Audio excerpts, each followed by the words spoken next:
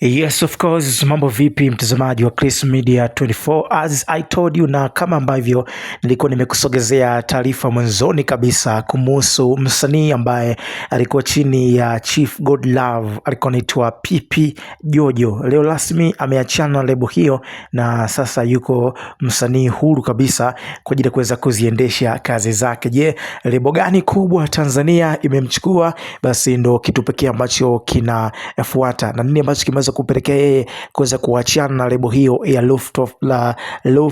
Chief Loot Music ambayo ipo chini ya Chief Godlove Billionaire.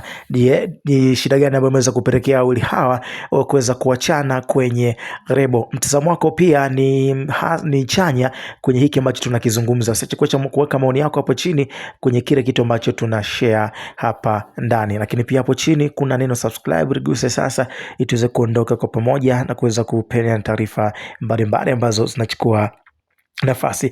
Sasa taarifa za ndani kabisa zinadai kwamba Pipi Jojo ameondoka katika lebo ya Chief Godlove akiwa na sababu zake za msingi na akiwa anajua nini ambacho anakimaanisha baada ya kutoka kwenye lebo. Ingawa kwenye mitandao ya kijamii walionekana wako pisi sana, na kiasi cha kwamba pengine wanaweza kukaa kwa muda mrefu ndani ya lebo hiyo, lakini imekuwa tofauti sana na sasa hivi wameshaweza kuachana. Sasa taarifa ambazo zinadai kwamba Chief bana Pipi Jojo ametazama sehemu nyingine ya kuweza kufanya kazi chini ya Diamond Platnumz, ambapo nakumbuka kwamba katika lebo ile ya Wasafi kuna msanii mmoja tu wa kike ambaye anaitwa Zuchu. So pengine ni nafasi pia ya kuweza kuongeza msanii mwingine katika lebo hiyo kwa ajili ya kuweza kufanya kazi kwa pamoja na kuweza kufikisha au kufika katika malengo ambayo wanakuwa wamejipangia. Sasa Pipi Jojo amefunguka baada ya kuweza kupata deal la kuweza kujiunga na Wasafi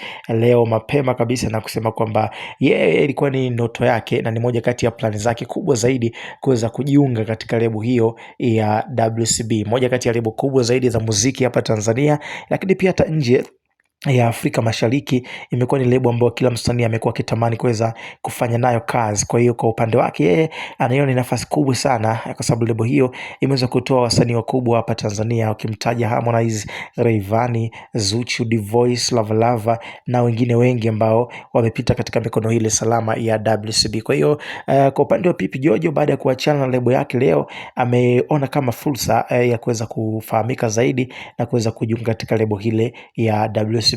Sasa tutazame mitazamo itakuwaje baada ya hapo. Pengine anaweza akakua au akashuka kimuziki kutokana na uwezo wake ambao amekuwa nao, au kutokana na jinsi ambavyo lebo imekuwa ikisukuma muziki wake. Unaweza katuambia hapo kwenye comment. Je, unamuona katika engo ipi? Je, anaweza kawapungua kimuziki au anaweza kaongezeka zaidi kwa kuwa msanii mzuri na msanii